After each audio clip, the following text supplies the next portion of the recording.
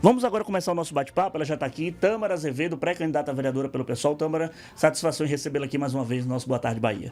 Satisfação toda minha, Vitor. Obrigada pelo convite. É maravilhoso poder falar, né, para quem está nos ouvindo também e dialogar um pouco mais com a sociedade, que eu acho que é essa a nossa grande busca. Você foi candidata ao Senado na última eleição, não obteve o êxito, acabou que o eleito foi o Otto Alencar, mas qual foi o balanço que você tirou daquela campanha? Eu acho que, na minha opinião, agora como analista, como observador da política, você foi um ponto fora da curva naquela campanha, no sentido do discurso, do debate, e chamou a atenção principalmente para o campo de esquerda. Foi a primeira vez que você foi candidata a cargo eletivo? Não, a segunda vez. Em 2008 eu fui candidata a vereadora pelo PV, né, pelo Partido Verde, e naquele momento a gente tinha, assim, nenhum espólio político, eu diria, né? Tinha, obviamente, uma história de vida dedicada aos movimentos sociais, mas ainda não era uma grande liderança. Aí eu fiquei como suplente em 2008 e agora, em 2022, saí como candidata ao Senado e a intenção era essa mesmo, ser um ponto fora da curva, né? Eu acho que o exercício que nós fazemos enquanto povo negro, como uma mulher negra, é realmente quebrar paradigmas e poder mostrar à sociedade o que de verdade acontece nos bastidores da política, sem meias palavras, né? Buscando trazer realmente, pautar a sociedade sobre os seus interesses, que é o que a gente está vendo todo dia sendo silenciado, né? Então, a gente tem uma Câmara de Vereadores silenciada, uma Assembleia Legislativa silenciada, né? Uma Câmara Federal que, inclusive, tem dado muito trabalho ao nosso presidente Lula, que precisa do nosso apoio e apoio da população direta, né? Porque a gente sabe que é uma Câmara de extrema-direita, como nós temos aqui também em Salvador, uma Câmara Municipal de extrema-direita, que está aí somente para dizer amém ao prefeito. E eu quero, sim, chegar nesse espaço para dar um bocadinho de trabalho a quem se eleger, porque essas pessoas precisam de verdade prestar contas à sociedade soteropolitana. As coisas estão acontecendo em Salvador à revelia da população. Agora, Tâmara, na discussão nossa da política, você teve um desempenho muito bom diante da avaliação do histórico do PSOL no estado da Bahia, diante da sua votação. Muito se especulava que seu nome fosse para pré-candidatura à prefeitura da cidade. E o escolhido foi Kleber Rosa.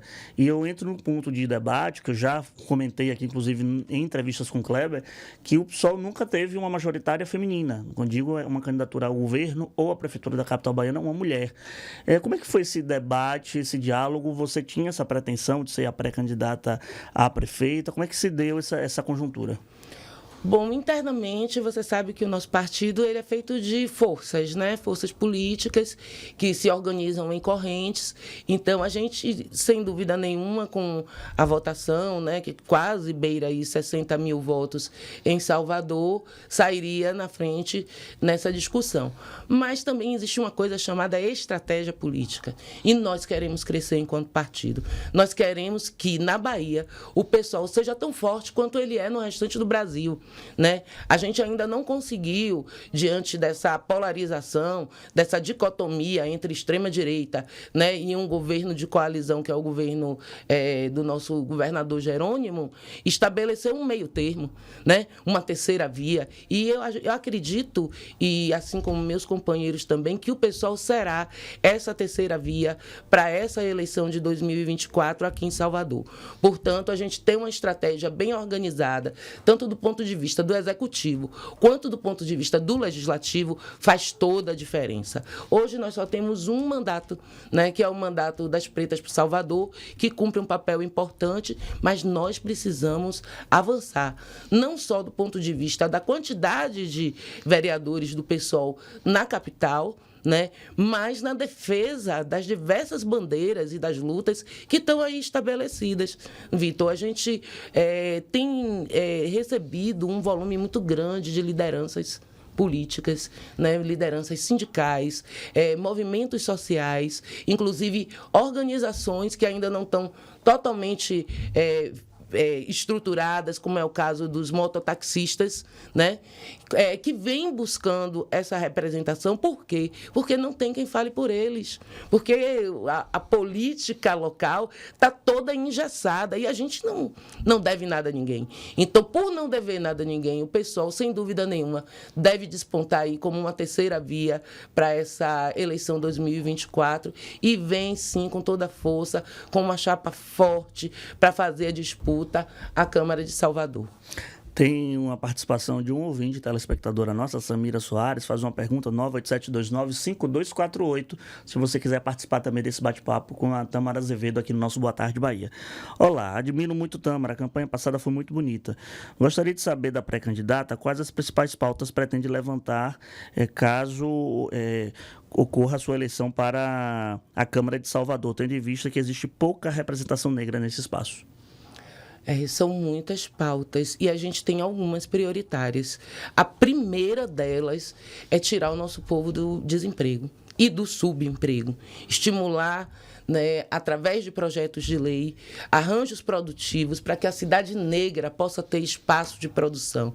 E aí, Vitor, é aquela coisa que falta mesmo, é vontade política, porque as ferramentas estão todas aí de gestão social para que a gente vença esses péssimos índices que nós estamos vendo cada dia mais se agravando. Então, Salvador é a capital do desemprego no Brasil, né? Salvador é a capital da desnutrição infantil.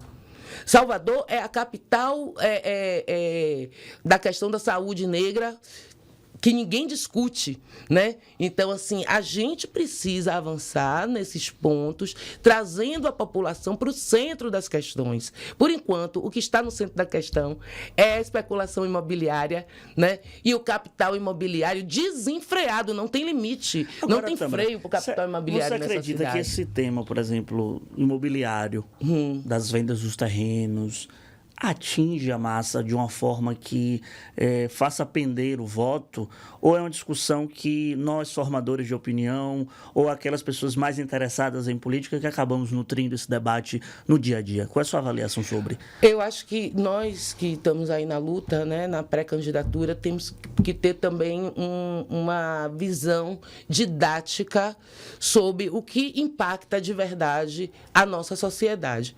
A construção de grandes arranha-céus na orla de Salvador impacta, por exemplo, uma comunidade em São Marcos, em 7 de abril, porque você cria um paredão gigantesco onde o ar não circula na cidade. Então, o impacto para essas comunidades que estão lá dentro do miolo da cidade ainda é maior. Então, pode parecer um discurso, é a classe média se colocando, querendo preservar seus bairros. Não é isso. Nós queremos preservar o meio ambiente da cidade de Salvador. O impacto que nós estamos vendo toda vez que uma árvore cai é enorme. Olha o resultado do BRT. Olha como é que as pessoas estão vivendo no entorno do BRT. Todos os dias a gente recebe denúncia no nosso Instagram. Tâmara, vem aqui, minha rua está totalmente entupida, coisa que nunca aconteceu. Com as chuvas a gente não está conseguindo nem sair do prédio.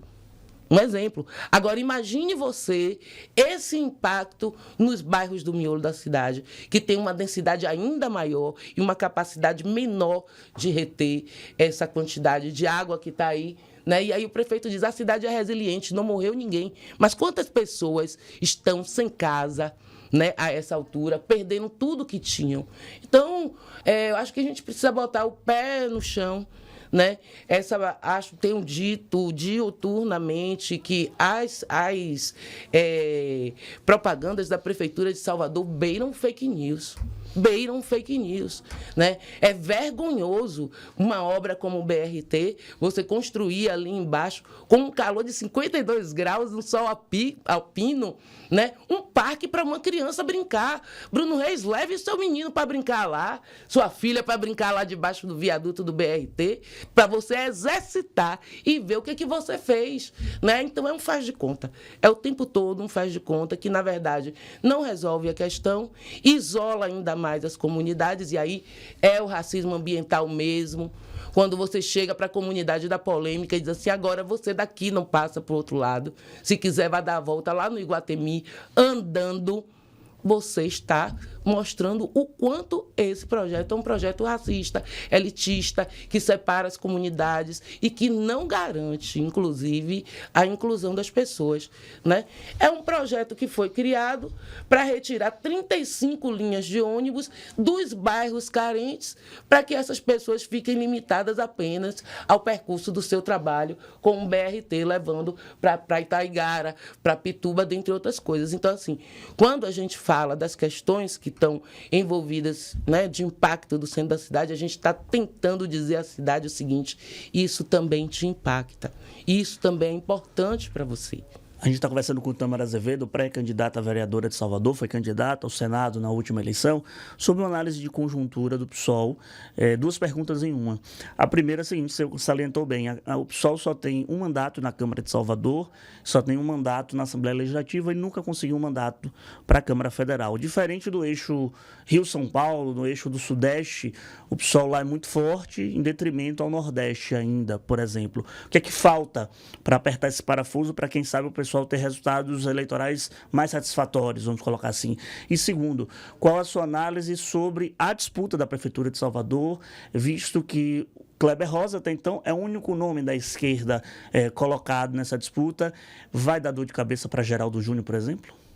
Vai dar dor de cabeça para Bruno Reis, principalmente, né? A gente sabe quem é o nosso inimigo principal.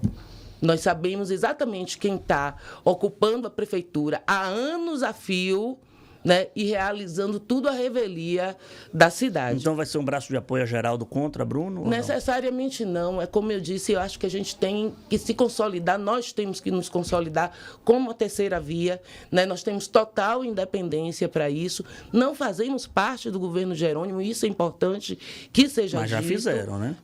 Não. Oficialmente, não. Oficiosamente, através de uma força, talvez sim, mas oficialmente, não. Então, é importante que a gente se estabeleça como essa terceira força, né? Acho que o que tem de diferente das outras eleições e que a gente avançou muito para a eleição de 2024 é nossa unidade interna, nós sabermos que hoje, juntos, todas as correntes, independente de qualquer detalhe, né, que seja ideológico, daqui e dali, mas que nós estamos com unidade na luta. Isso é fundamental para a gente, porque antes a gente não saía com essa unidade estabelecida. Hoje o PSOL é um partido que tem unidade, que tem uma direção forte, né, majoritária, e que orienta todos os nossos processos, e isso ajuda muito a quem é candidato.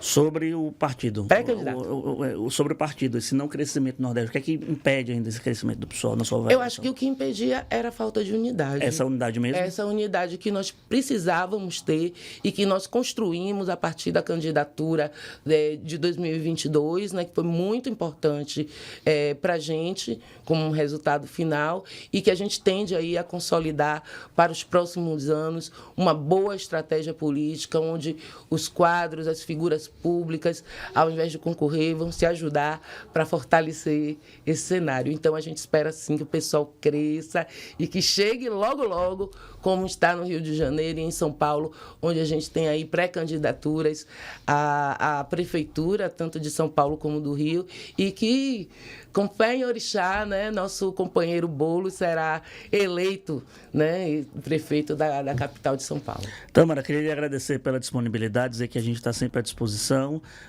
Sucesso na missão. Muito obrigada, Vitor. Agradeço imensamente a todos vocês aqui da Band. Obrigada pelo carinho e mandar um abraço, né, para os nossos ouvintes, dizer que nós estamos aqui e que não deixem de nos seguir. @Tâmara Azevedo, PSOL lá no Instagram e no TikTok também. A gente vai agora para um rápido intervalo. Daqui a pouco a gente volta com mais Boa Tarde, Bahia.